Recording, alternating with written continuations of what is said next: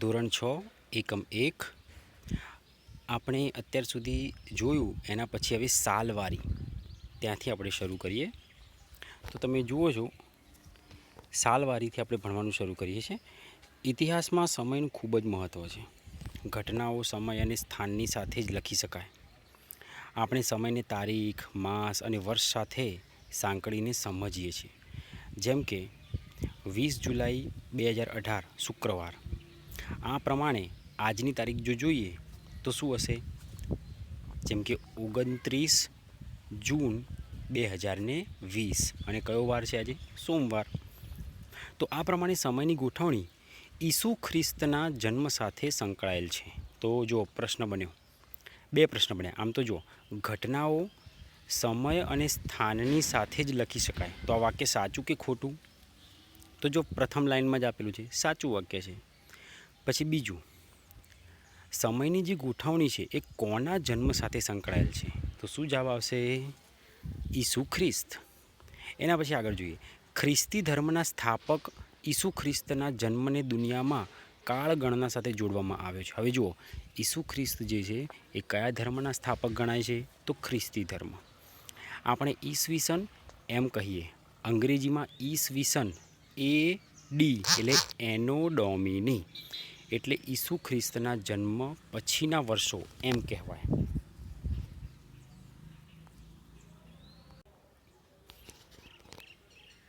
હા, તો આપણે ઈસવીસન એમ કહીએ એટલે અંગ્રેજીમાં એનો ડોમિની AD એટલે ઈસુ ખ્રિસ્તના જન્મ પછીના વર્ષો એમ કહેવાય. દાખલા તરીકે જોઈએ તો ઈસ એટલે ઈસવીસન 2000 એટલે શું કહેવાય? ઈસુ ખ્રિસ્તના જન્મ પછીના 2000 વર્ષ. જેમ કે આપણે એમ કહીએ ઈસ 2020, તેનો મતલબ શું થયો? કે ઈસુ ખ્રિસ્તના જન્મ પછીના 2020 વર્ષ. એ જ રીતે ઈસવીસન પૂર્વે એટલે કહેવાય BC, બિફોર ક્રાઇસ્ટ. ફરીથી કહી દઈએ, ઈસવીસન પૂર્વે એનો મતલબ થાય BC, બિફોર ક્રાઇસ્ટ, એટલે ઈસુ ખ્રિસ્તના જન્મ પહેલાં. એટલે કે ઉદાહરણ તરીકે જોઈએ તો ઈસ પૂર્વે એટલે ઈસવીસન પૂર્વે 2000, એનો મતલબ શું થાય? ઈસુ ખ્રિસ્તના જન્મ પહેલાંના 2000 વર્ષ. જેમ કે અત્યારમાં 2020 ચાલે છે તો આપણે લખીએ ઈસ પૂર્વે 2020, એનો મતલબ શું થયો? કે ઈસુ ખ્રિસ્તના જન્મ પહેલાંના 2020 વર્ષ. બરાબર છે. હવે જો અહીંયા એક કોઠો આપેલો છે તમને, એ કોઠાની અંદર બે લાઈન છે, વચ્ચોવચ્ચ 0 લખેલો છે જ્યાં ઈસુ ખ્રિસ્તનો જન્મ. એમાં ડાબી બાજુ ઈસવીસન પૂર્વે એટલે BC અને જમણી બાજુ ઈસવીસન એટલે કે AD. તો આપણે જોઈએ જરા. જેમ કે જો ઈસુ ખ્રિસ્તનો જન્મ 0 લખેલો છે આ, એના પછી ઈસવીસન પૂર્વે ડાબી બાજુમાં, તો જો ઈસવીસન પૂર્વે એટલે BC અને જમણી બાજુમાં ઈસવીસન એટલે AD. તો તમારે આ યાદ રાખવાનું છે કે ઈસવીસન એટલે AD થાય અને ઈસવીસન પૂર્વે એટલે BC થાય. બરાબર છે. તો જોઈએ હવે આગળ. ઈસુ ખ્રિસ્તનો જન્મ થાય તો ઈસુ ખ્રિસ્તના જન્મ પહેલાં જે બની ગયું એને BC કહેવાય અને ઈસુ ખ્રિસ્તના જન્મ પછી જે બન્યું એને AD કહેવાય. તો આપણે અંદર જોઈએ. ઇતિહાસમાં ઈસપૂ એટલે ઈસવીસન પૂર્વે અને ઈસ એટલે ઈસવીસને સમજાવતી સમયરેખા છે આ રહી.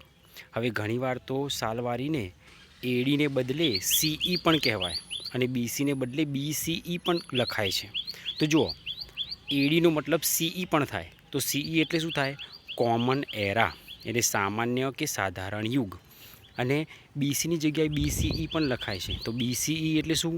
બિફોર કોમન એરા એટલે સામાન્ય કે સાધારણ યુગ પૂર્વે એટલે પહેલાં.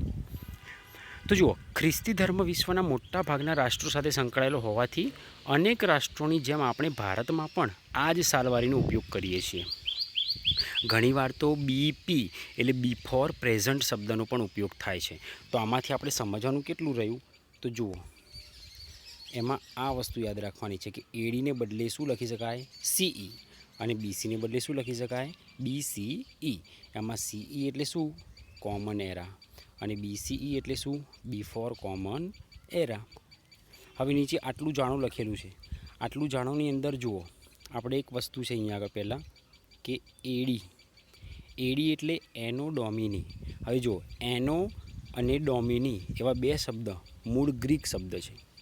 એનો અર્થ શું થાય? In the year of God, મતલબ ભગવાનના સમયનું વર્ષ. પછી આવે છે શિલાલેખ. શિલાલેખ એટલે શું? પથ્થર પર કોતરીને લખાયેલો લેખ એટલે શું કહેવાય? શિલાલેખ કહેવાય. તો ફરીથી દેખીએ, પથ્થર પર કોતરીને લખાયેલા લેખને શું કહેવાય? શિલાલેખ. પછી આવે છે ભોજપત્ર. તો જુઓ, ભુર્જ નામના વૃક્ષોની પાતળી આંતરછાલ જેના પર પ્રાચીન સમયમાં ગ્રંથો લખાતા, તો એને શું કહેવાય? ભોજપત્ર કહેવાય. હવે આગળ જોઈએ. તો આપણે આટલી બધી માહિતી જોઈ છે. હવે એની આગળ જોઈએ. ચલો, આની અંદર પ્રશ્નનો જવાબ જોઈએ કે